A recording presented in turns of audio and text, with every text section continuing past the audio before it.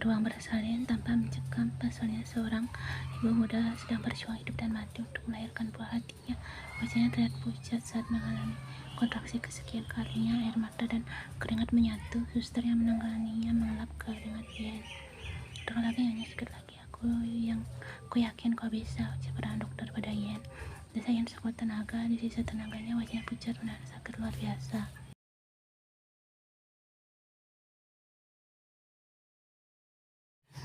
Ya, terus sedikit lagi, seluruh dokter memberi semangat sakit atau dia hanya melahirkan sendirian tanpa ditemani keluarga dan suami di sampingnya. Sejak tadi air mata Yen tidak pernah surut.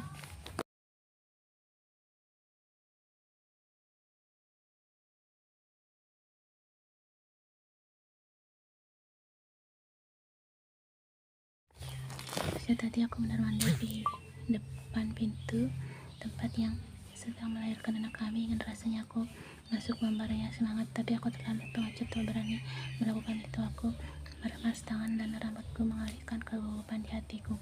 Pasti sakit sekali berjuang sendiri tanpa aku di sampingnya. Aku hanya bisa berdiri di sini.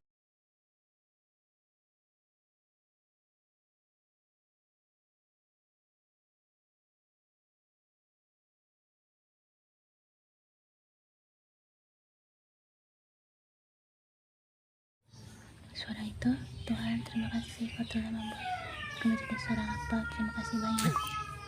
Aku sudah sah menjadi ayah putra yang belum kesentuh sejak dia lahir setahun lalu. Bukan aku takut, tapi belum siap. Yen mencaci makiku. Wanita itu masih membenciku. Sejak setengah tahun lalu aku pindah ke Paris menjadi direktur di hotel anak perusahaan Siwakop. Anak buahku mengawasi Yen dan putraku. Mereka baik-baik saja. Aku hanya bisa melihatnya dari foto dan dari kejauhan seperti saat ini. Dia membawanya jalan-jalan di taman. Teman aku juga tinggal di apartemen ini. Ia tidak tahu aku tinggal di sini. Setidaknya aku merasa takut dekat dengannya. Bahkan saat melahirkan, aku ada di sana. Cuma dia yang tak tahu aku selalu ada di sekitarnya selama ini.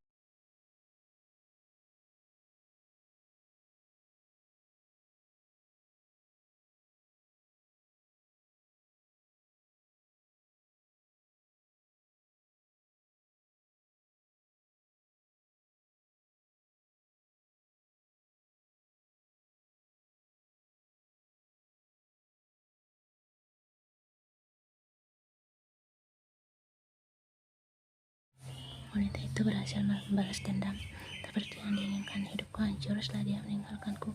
Tidak ada yang tersisa, semuanya kacau setelah dia lari dari pernikahan itu.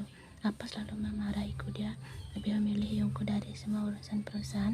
Sunki menjadi pilihannya dibandingkan aku.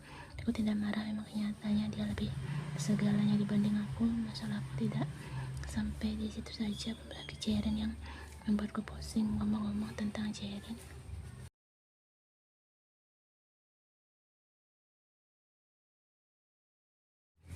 gadis dengan kemeja dan rok pendek separuh yang ketat membentuk tubuh wajahnya terlihat seksi. Gadis itu duduk di meja biasa dia bekerja. Yap, gadis itu tak lain adalah Lee Jaren. Gadis itu menjabat sebagai sekretaris selama kurang dari 5 bulan. Mengenal Lee Jaren, seketika gadis itu mendongak melihat siapa yang memanggilnya. Ini, sautnya sambil tersenyum manis. Saya mendapat perintah dari atasan untuk seterusnya Anda akan pindah tugaskan di kantor cabang Belanda.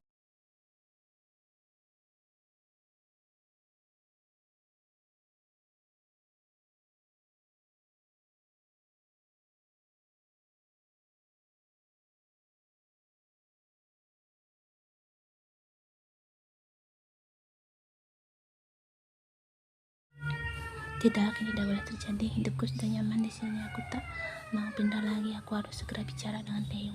Dia harus membantuku ke belokan setir kemudi ke apartemennya. Sejak batal menikah, dia tidak datang untuk menjelaskanku. Aku sudah tak tahan lagi. Dia mengacukanku, tidak memperdulikanku. Memang apa salahku hingga dia melakukan ini padaku? Tega sekali. Pria kurang ajar itu. Buru-buru aku masuk ke dalam gedung ini.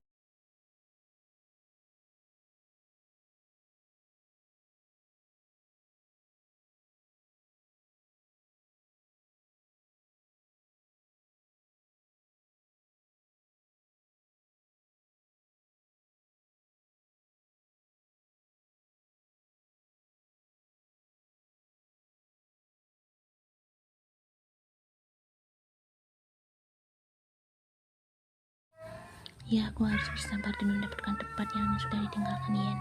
Cuaca bodoh apa sebenarnya yang ada di benaknya sampai meninggalkan Taeyong di altar. Tapi bagus kan? Itu berarti hanya aku yang bisa memilikinya.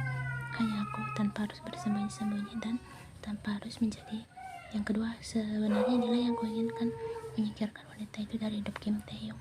Hidupnya terlalu sempurna. Berbeda denganku, aku hidup penuh perjuangan. Setelah pergi dari Korea, aku dan Mama tinggal di negara satu ke negara lain. Hidup dengan apa diri sampai 2 kali.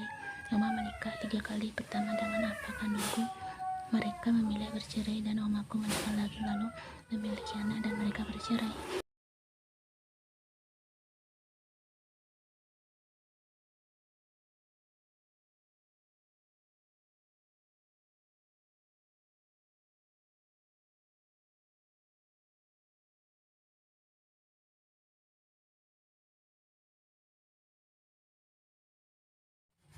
Tidak ada salahnya kan jika aku mengambil kebahagiaan sahabatku sendiri.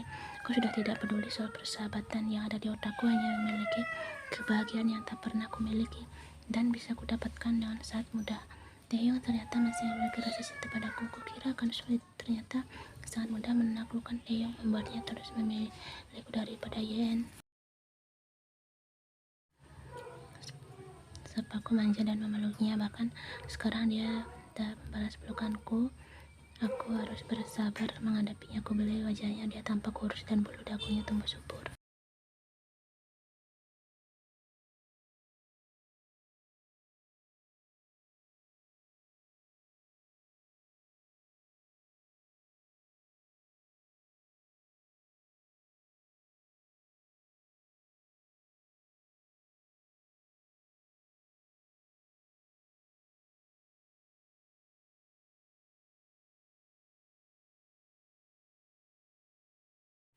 Singkirkan tubuhmu dariku. Weh, ucapku marah.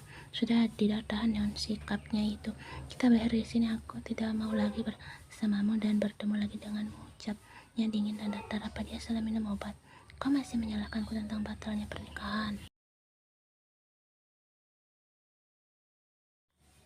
Kaulah yang salah. Kau yang membuatku kehilangannya dan anakku. Semua karenamu masih mau mengelak sekarang. Kau pikir dia tidak tahu hubungan kita? Dia tahu. Ku bekap mulut. Ku tidak percaya. Benarkah Yan Amil? Andai saja kau tidak menggodaku, aku tidak mungkin kehilangannya. Sebelum aku lebih kasar, aku minta pergi dari hadapanku. Taeyong tak pernah sekasar ini.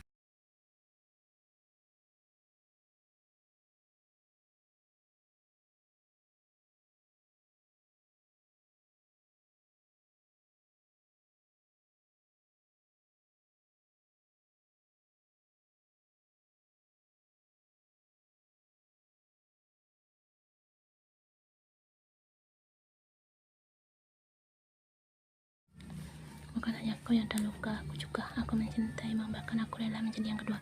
Rela melihatmu menikahinya. Ucapku mengeluarkan kemarahanku. Taeyong tersenyum mengejek. Kau terluka. Dia tertawa sumbang. Bukankah kau yang sudah menciptakan api ini? Seharusnya kau yang terbakar. Tapi kenapa aku yang hangus tidak tersisa? Kau melemparku ke api, membuatku ikut terbakar.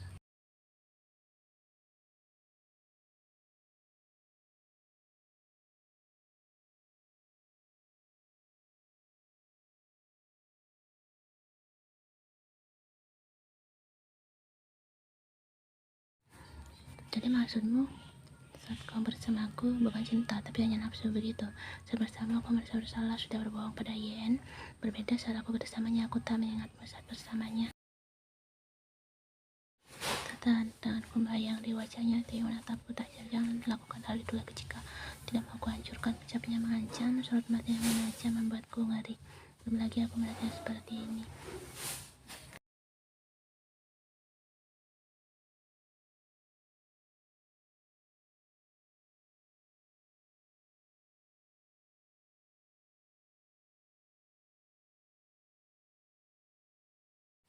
Kau sudah tahu aku pria brengsek, lalu untuk apa kau mau bersama dan mencintai namanya sepertiku? Bukan aku yang bodoh, tapi kau yang tamak. Sudah tahu aku adalah kekasih sahabatmu, tidak menghentikan keinginanmu memiliki. Bukan aku yang menganggapmu berhan, tapi kau yang tidak menghargai dirimu. sehingga aku menganggap kemurahan itu karenamu, bukan karenaku.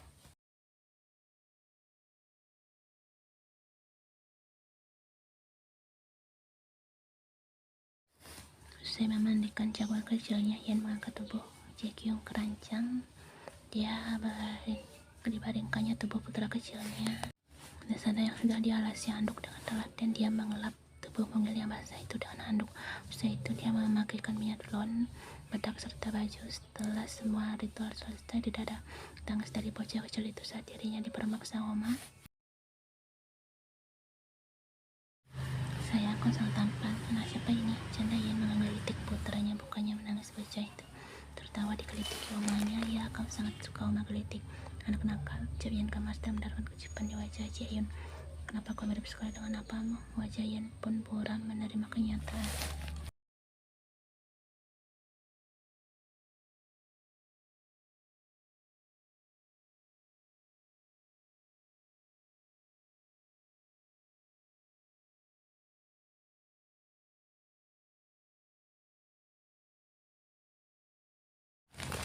Aku kembali dari butik untuk menjemput putra kecilku. Belum 8 jam ku tinggalkan di tempat penitipan anakku.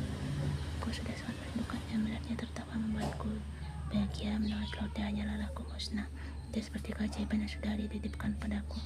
Sungguh aku sangat mencintainya melebihi diriku sendiri. Mobilku parkir di depan penitipan Korai. Aku tapi mataku menatap sosok yang ingin kulenyapkan selama ini. Apa ini? Dia bahkan menggendong Hyun yang masih ku naik meski hanya melihatnya. Jadi dia di sini sejak kapan? Banyak pertanyaan di otakku. Dengan cepat aku masuk ke dalam.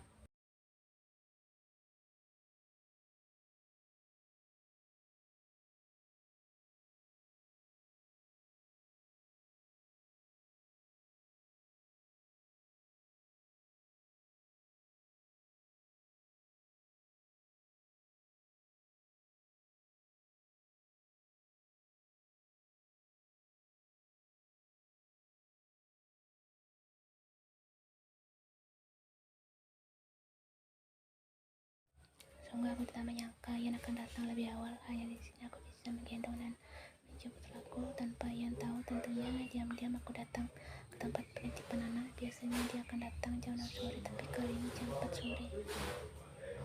Aku mengajarnya membawa Kyuni. Bagaimanapun dia menyetir, aku tak mau terjadi apa-apa pada mereka. Dengan cepat menghampiri kemudian dia menatapku benci. Baiklah, sudah saatnya aku muncul sekarang.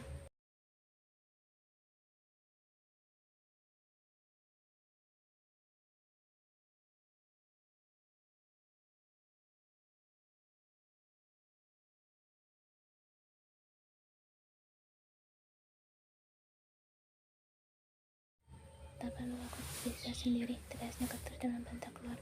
Dia mengusirku. Baiklah, aku yang memaksaku. Tanpa apa-apa aku tarik tubuh Yen turun dari setir kemudi. Dia jelas lagi marah, tidak suka dengan tindakanku. Ya, apa yang kau lakukan? Lepaskan aku. Nada suaranya mulai membunyi.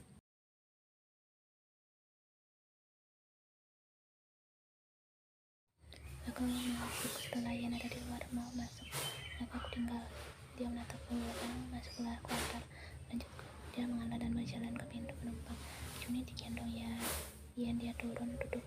Tidak mau duduk di samping bersamaku.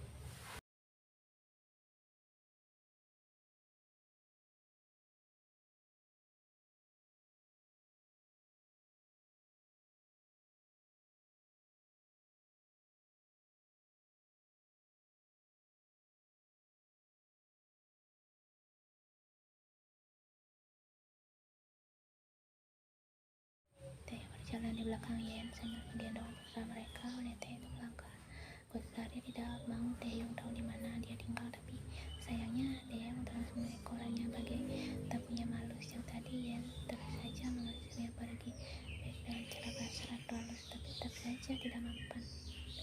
Sampai di depan apartemen Yen melirik sinis Taeyong. Andai dia tak membawa Kyuni, pasti dia berlari cepat menghindari pria gila itu. Weh, kau mau masuk? Berharap aku membiarkanmu masuk? Itu tidak akan terjadi. Pergi, tinggallah aku sendiri, jangan ganggu aku.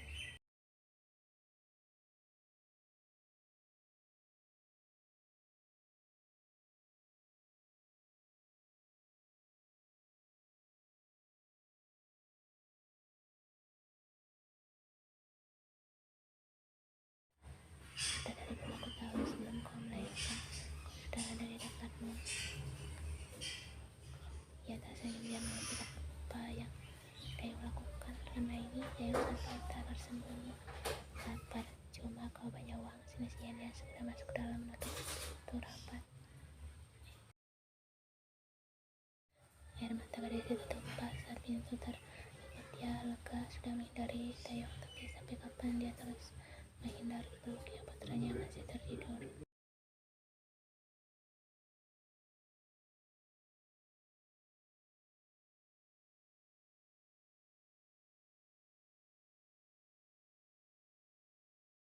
Dengan kasar yang mengambil kunci mobilnya, sudah sekarang kau boleh pergi. Tidak perlu terima kasih, bahkan aku tidak mau mengatakan terima kasih. Sindir, Taeyong langsung mendapat tatapan membunuh Yen. Ada-ada aku keluar, Taeyong menulis setengah di ambang pintu. Apa yang harus kulakukan untuk membuatmu kembali ke sisiku? Taeyong menatap Yen sendu. Dia menjatuhkan harga dirinya untuk memohon ampunan dari Yoje yang melahirkan putranya. Yen tidak menjawab. Dia memilih membongkak samping daripada menatap Taeyong atau menatapnya menunggunya bicara.